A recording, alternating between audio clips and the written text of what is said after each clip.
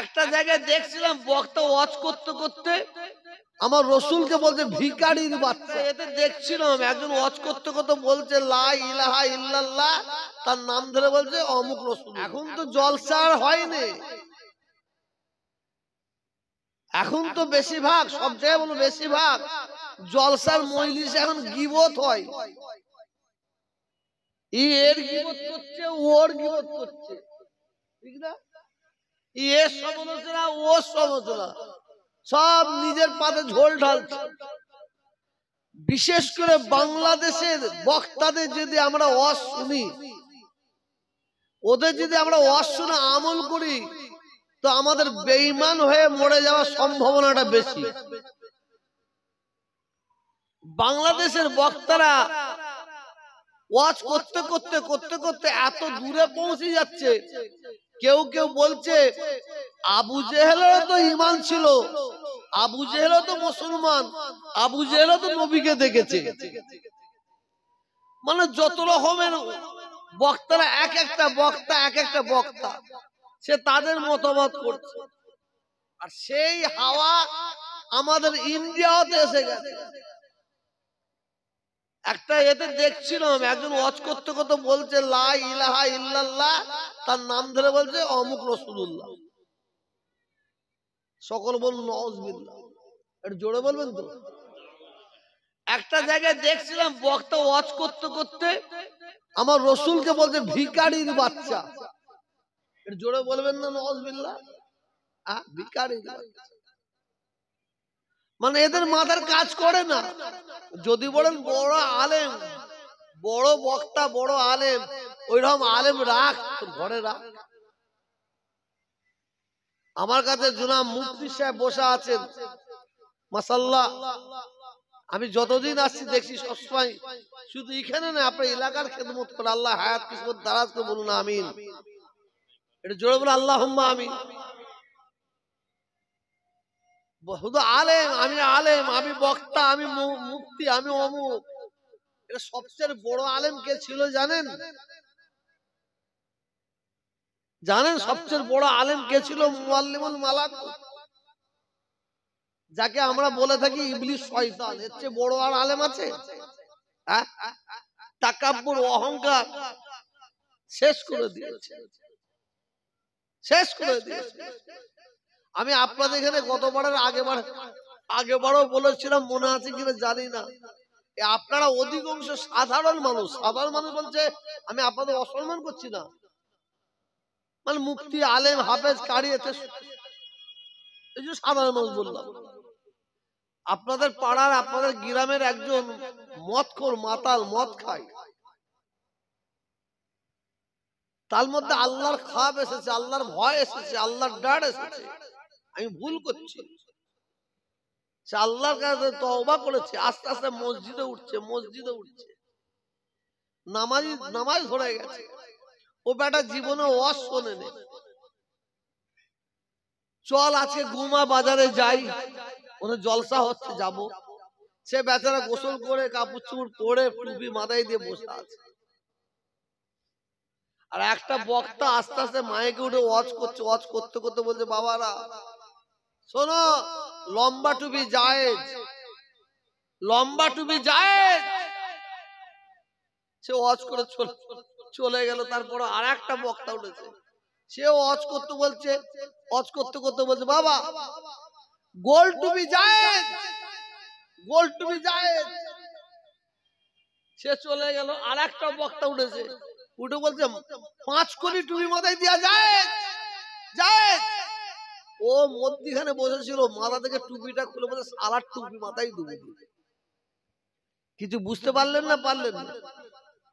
ও টুপিটা মাথায় দিয়েছিল, আর ও টুপিটা খুললো কাদের দ্বারায়? সাধারণ মানুষের দ্বারাই। এটা কথা বলছেন না কেন? কাদের দ্বারাই টুপিটা খুললো? আলেমদের দ্বারাই টুপিটা খুললো, আলেমদের দ্বারাই টুপি খুলে গেল। হাই রে হাই, কি যুগে আমরা পড়েছি, কি সময় পড়েছি, কি পরিস্থিতির মধ্যে পড়েছি। আল্লাহ যেন আমাদের সবাই ঈমানকে রাখার তৌফিক দান করুন, আমিন। ঈমানকে যেন হিফাজত করুন, আল্লাহুম্মা আমিন। কারণ এবছর আমি আপনাদের এখানে এসেছি, মিথ্যে বলিনি। আমার আল্লাহ সব জানেন, আল্লাহ সব জানেন। আমার এবছরও আসার নাই। আমি এক সপ্তাহ আগে হসপিটাল থেকে আসলাম, ব্যাঙ্গালোর থেকে। ওখানে হসপিটাল থেকে এসে শরীর সুস্থ এখনো হচ্ছে না, এখনো সুস্থ হয়নি। তা সত্ত্বেও গতবার আসেনি, এবারও যদি না আসে, বিশেষ করে এই সিদ্দিক ভাই আছে, এই জলসা কমিটি ভাই মনে দুঃখ করবে, মনে করো হুজুর মনে সত্যি ইচ্ছে করে আসলেন না। সবচেয়ে বড় আমার সুগার, কোলেস্ট্রল, টাইগোসাইড, আবার প্রস্টেট, বর্তমানে সব রোগ একসাথে ধরেছে। তা সত্ত্বেও আমি আপনাদের ভালোবাসায় এসেছি, আপনাদের মহাব্বতে এসেছি। আপনারা শুধু ওয়াজ শুনলে হবে না, নিতা হারিয়ে ফেলবেন। কি বলবেন? কি বললাম? নিতা হারিয়ে ফেলুন, কিন্তু নীতিকে হারাবেন না, নীতিকে হারাবেন না। কিন্তু একদল বক্তা, একদল আলেম, ওরা কলে কৌশলে জলসার মধ্যে, বক্তর মধ্যে ওরা আমাদের নীতি হারা করতে চাইছে, নীতি হারা। আমাদের বাপ দাদু 14 পুরুষ মুজাদ্দেদে জামান দাদা হুজুর পীর রহমাতুল্লাহ আলাইহির দামান ধরে কবরে চলে গেছে, আর আমরা তাদের ছেলে, আমরাও দাদা হুজুরের দামান ধরে থাকবো ইনশাআল্লাহ। আমাদের ছেলে ছিল ইনশাআল্লাহ দাদা হুজুরের দামান ধরে কবরে যাব, বলি ইনশাআল্লাহ। কিন্তু ওরা এমন ভাবে বুঝাচ্ছে দাদা হুজুর ভালো, পাঁচ হুজুর ভালো, আর আমরা যেন খারাপ বলে আপনাদের ব্রেন ওয়াশ করার চেষ্টা করছে। আবার এই ব্রেন ওয়াশ করার জন্য ওরা আমাদের দুই একটা মালকে জোগাড় করে নিয়েছে, পড় ভরে নিয়েছে। বুঝতে পারছেন না? অত সহজ নয় বাবাজি। জোহরি জোহর চেনে, সরে চেনে কচু। জোহরি জোহর চেনে, সরে চেনে কচু। হাঁড়ি পাড়া তারি চেনে, স্বপন আর ইস্যু। যদি কেউ নিজের বাপকে অস্বীকার করে, যে ছেলে নিজের পীরকে অস্বীকার করে, অন্যদের বলে এই পীর, এই পীর, সে ছেলে কেমন হতে পারে? সে ছেলে কেমন হতে পারে? আমি এখন ওয়াজ করিনি, আমি আপনাদের এখন একটুখানি কাদা ছানছি, কাদা ছেড়ে নিচ্ছি, মানে কাদা ছেড়ে ঠিক করে দিচ্ছি। আমরা মুজাদ্দেদে জামান দাদা হুজুর পীর রহমাতুল্লাহ আলাইহির মত পদের মানুষ। খবর নেন, আপনাদের কর্মস্থান আছে না, সব কর্মস্থান গুলোকে যে জিজ্ঞাসা করুন কবরবাসীদের, যদি কান যদি থাকেন তারা সবাই কবর থেকে বলবে মুজাদ্দেদে জামান দাদা হুজুর বারাক সিলসিলা। সব আমাদের বাপ দাদা 14 পুরুষ, দাদা হুজুর, পাঁচ হুজুর, হুজুরকে ওনাদের গোলামতি করে কবরে গেল। আর এরা দেখছে সেই বাঘ মরে গেলে গিধরের আমদানি হয়, কিছু গিধর বেরিয়েছে, গিধর, তারা মনে করছে এই সুযোগে আমরা কিছু করে নি। অত সহজ নয় বাবাজি, অত সহজ নয়। মৌলানা সাহেব বসে আছে, মুফতি সাহেব বসে আছে, একজন ওয়াজ করতে করতে বলছে আল্লাহ কিয়ামতের ময়দানে তো আমল দেখবে। বারহাক আল্লাহ আমল দেখবে অবশ্যই, তার সঙ্গে আরো কিছু দেখবে। আমরা জানি আমরা মূর্খ জাহেল অজ্ঞ নই। আল্লাহ রাসূল হযরত ফাতেমা রাদিয়াল্লাহু তাআলা আনহাকে বলেছিলেন, ফাতেমা সাবধান, এমন কোন কাজ করো না, তোমার দ্বারা এমন কোন কাজ না হয়ে যায় যে যার জন্য তোমার আব্বা জান আমি নবীকে কিয়ামতের ময়দানে আল্লাহ তাআলার দরবারে শর্মিন্দায় পড়তে হয়। এ কথা আল্লাহ রাসূল বলেছিলেন, বলেছিলেন বাড়া। কিন্তু ওই ফাতেমা যখন ফুলসিরাতের পল পার হবে, চুলের চেয়ে সরু, হীরের চেয়ে ধার, নিচে জাহান্নামের আগুন, হযরত ফাতেমা রাদিয়াল্লাহু তাআলা আনহা যখন ফুলসিরাতের পল পার হবে, আমার আল্লাহ সমস্ত মালায়েকা ফেরেশতা দিগকে অর্ডার করবেন, মাথা হেড করো, চোখ বন্ধ করো, আমার হাবিবের, আমার বন্ধুর কলেজার টুকরা ফাতেমা রাদিয়াল্লাহু তাআলা আনহা ফুলসিরাতের পল পার হবে। নারায়ে তাকবীর। খাতুনে জান্নাত ফাতেমা আয-জোহরা। কথা বুঝতে পারলেন না? আমরা মূর্খ জাহেল নয়, একদিকটা বলে একদিকটা ছেড়ে দিচ্ছে। আমি ফোজকে আলেমের পাশে বসে ওয়াজ করিনি, যে আলেমটা আপনার এলাকায় আচ্ছা আচ্ছা আলেমকে পড়াবার যোগ্যতা রাখে, আমি বলছি মিলিয়ে নি। আর যদি বলেন হুজুর আপনি ভুল বলছেন, নেবে চলে যাব। আল্লাহ রাসূল সাল্লাল্লাহু আলাইহি সাল্লামের দরবারে সাহাবারা বসে আছেন, অপেক্ষা করছেন। আর ওই জায়গায় হযরত ইমাম হাসান, ইমাম হোসেন রাদিয়াল্লাহু তাআলা আনহু দুজন বাচ্চা খেলাধুলা করছে। খেলাধুলাটা ছোট খেলনা নিয়ে খেলাধুলা করছে, ছোট একটা বল নিয়ে বলের মতো জিনিস খেলাধুলা করছে। খেলতে গেলে খেলনাটা এইদিকে চলে এসেছে। কোন দিকে? সাহাবারা যেই দিকে বসে আছে। যখন দুই ভাই যখন ওই খেলনাটা কুড়োতে আসছে, সাহাবারা উঠে দাঁড়িয়ে পড়ছেন। সাহাবারা উঠে দাঁড়িয়ে পড়ছেন, আবার খেলনাটা নিয়ে চলে গেল। আবার ইমাম হাসান হোসেন যখন খেলনা নিয়ে চলে গেল, সাহাবারা আবার বসলেন। আবার খেলতে খেলতে আবার খেলনাটা এইদিকে চলে এসেছে। দুজনে বাচ্চা ছুটে ছুটে আসছে খেলনাটা কুড়াতে। ইমাম হাসান, ইমাম হোসেন রাদিয়াল্লাহু তাআলা কথা বলছি। যখন খেলনাটা কুড়ে আসছে, আল্লাহ নবীর সাহাবারা উঠে দাঁড়িয়ে পড়েছে। বলুন সুবহানাল্লাহ। বাচ্চা শিশু, বাচ্চা শিশু, বলুন দুটো বাচ্চা, একটু বাচ্চা ছেলে, এত ইজ্জত কেন, এত সম্মান কেন? কেন এত সম্মান, কেন এত ইজ্জত? ওই দুটো বাচ্চা হচ্ছে আপনার আমার বাচ্চা নয়। ওই দুটো বাচ্চা আপনার আমার বাচ্চা নাই। ওই দুটো বাচ্চা হচ্ছে খাতুনে জান্নাত সাইয়্যিদাতুন নিসা হযরত ফাতেমা রাদিয়াল্লাহু তাআলা আনহার বাচ্চা। সুবহানাল্লাহ। ওই বাচ্চা দুটো হচ্ছে হযরত আলী রাদিয়াল্লাহু তাআলা আনহার বাচ্চা। বল সুবহানাল্লাহ।